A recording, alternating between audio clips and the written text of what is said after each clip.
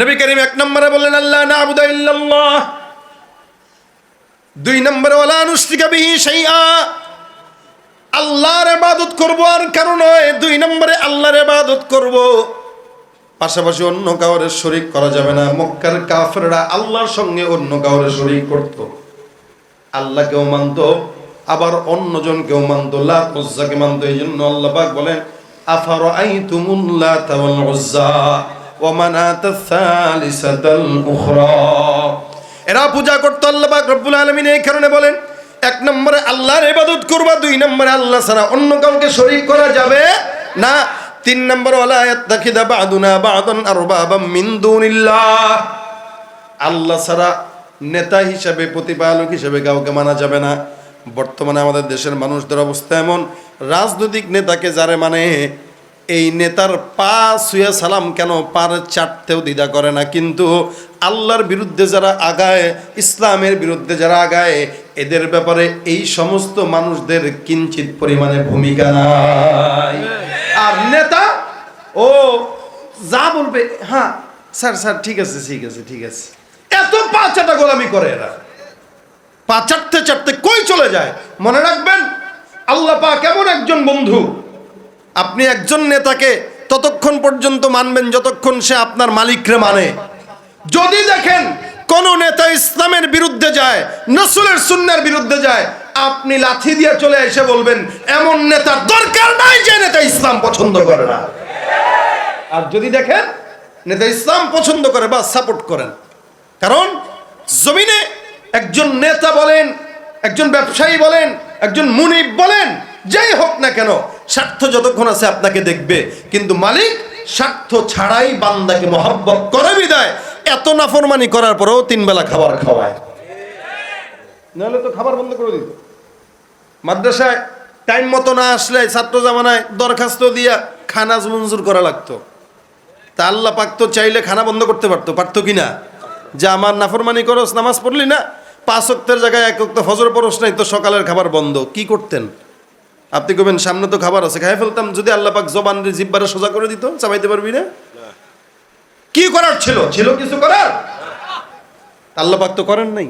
এত কিছুর পরেও আল্লাহ পাক রিজিক আমাদের উপরে দিয়ে রাখছেন। শুধু তাই না, 24টা ঘন্টা আমি প্রত্যেকটা সেকেন্ড শ্বাস নিচ্ছি, একটার পর একটা আমার জন্য প্রস্তুতি আছে। আমি ঘুমাচ্ছি, আল্লাহ পাক বলে দিয়েছে এটা কিন্তু আবার উঠবে, সুতরাং রূহ তুমি সময় মতো চলে যাও। আল্লাহ পাক সব কিছু ঠিক রাখতেছেন। যদি স্বার্থের জন্য মালিক মহব্বত করতেন তো কবেই আমার মাটির নিচে ঢুকায় দিতেন। আল্লাহ এমন একজন রব, বান্দা মালিককে ডাকলেও খাওয়ায়, না ডাকলেও খাওয়ায়। আল্লাহ খালি দেখে তুই দুনিয়া তার খাইবি কয়দিন, 60 বছর খা, আখিরাতে কি হইব এটা আমি আল্লাহ দেখে নেব। এটা আল্লাহ পাকের মাকসাদ। এই জন্য ভাই আল্লাহ পাক বলেন 3টা বিষয়ের উপরে রাসূল আপনি দাওয়াত দেন। 1 নম্বর আল্লাহ ছাড়া কাউকে মানবো না, ইবাদত আল্লাহ ছাড়া কারো ইবাদত করব না। 2 নম্বর আল্লাহর সঙ্গে কাউকে শরীক করা যাবে না। 3 নম্বর আল্লাহ ছাড়া কাউকে রব প্রতিপালক হিসেবে মানা যাবে। এই কথার উপরে দিলেন। কেন দিলেন জানেন? এই যে শরীক করবানা করবানা শরীক করবানা, আমরা অনেক সময় জেনে শুনে না জেনেও শরীক করে ফেলি। মনে করেন খাবার খাইলাম, দুধ খাওয়ার পরে পেটটা একটু খারাপ হইলো, আপনি বলুন বাইরে এমন দুধ খাওয়াইছেন, দইটা এমন খাওয়াইছেন, এই দইটা আমার পেটটা নষ্ট করলো। এগুলো শিরিকের প্রকার, এগুলো শিরিকের প্রকার। শিরিক ফিস জাত, শিরিক ফিস সিফাত, হ্যাঁ এরকম কিছু প্রকার আছে। আপনি দুধ খাওয়ার পরে পেটটা খারাপ হয়েছে, এটা তো দুধ খারাপ করার কোনো যুক্তি আসে না। খারাপ করাইছেন আল্লাহ, তা আপনি দুধকে কিঞ্চিত ভাবে পেট খারাপের একটা মালিক বানায় দিয়েছেন, এটা শিরিক ফিস সিফাত হয়ে গেছে। যেই গুণটা আল্লাহ পাকের ছিল ওই গুণটা আপনি হালকার উপরে ঝাপসা দুধের মধ্যে দিয়ে দিলেন, তো এটাও একটা অজানা শিরিক। এই জন্য কখনো কখনো রাসূল বলেন জাদ্দিদু ঈমানাকুম, এই মাঝে মাঝে ঈমানকে নবায়ন করা লাগে, কারণ আমরা অনেক সময় না জেনেও ঈমান হারা হয়ে যাই। এই জন্য অনেক মুফাসসিরিন একরাম বলেন আযানের যখন শব্দ করা হয় আশহাদু আল্লা ইলাহা ইল্লাল্লাহ আশহাদু আন্না মুহাম্মাদুর রাসূলুল্লাহ, আযানের জবাব দিবা কেন? আযানের জবাব দেওয়ার কারণে মানুষের ঈমানের নবায়ন হয়। সুবহানাল্লাহ, আযানের জবাবে ঈমান নবায়ন হয়। আল্লাহ পাক বারবার জায়গায় জায়গায় বলেছেন। খবরদার শরীক করবা না। কেন? ইন্নাশ শিরকা লাযুলমুন আযীম। নবী এই দাওয়াতটা আগে সবাইকে দেন, এই দাওয়াত। আজকে মুসলমান হয়েও মুসলমান আল্লাহকে বাদ দিয়া নেতার পূজায় লিপ্ত হয়ে গেছে, মুসলমান আল্লাহকে বাদ দিয়া মন্ত্রীর পূজায় লিপ্ত হয়ে গেছে, আল্লাহকে বাদ দিয়ে তারপরে ব্যবসায়ীর পূজায় লিপ্ত হয়ে গেছে। এগুলোর কথা আল্লাহ বলছেন, ওয়ালা ইয়াত্তাখিযা বা'দুনা বা'দান আরবাবাম মিন দুনিল্লাহ। আল্লাহ ছাড়া কোনো প্রতিপালক বানানো যাবে না। কেন যাবে না?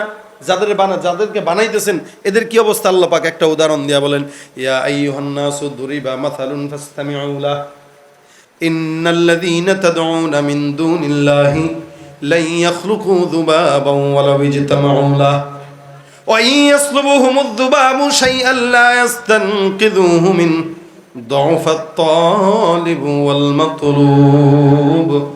আল্লাহ পাক ডাক দিয়া বলেন, হে মানুষেরা, একটা উদাহরণ তোমাদের সামনে পেশ করা হলো, তোমরা মনোযোগের সঙ্গে শুনো।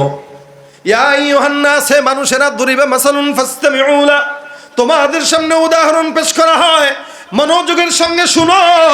আল্লাহ পাক ডাক দিয়া বলেন, ইন্নাল্লাযীনা তাদউনা মিন দুনিল্লাহি লা ইয়াখলুকু যুবাবান ওয়ালাউ ইজতামাউ লা।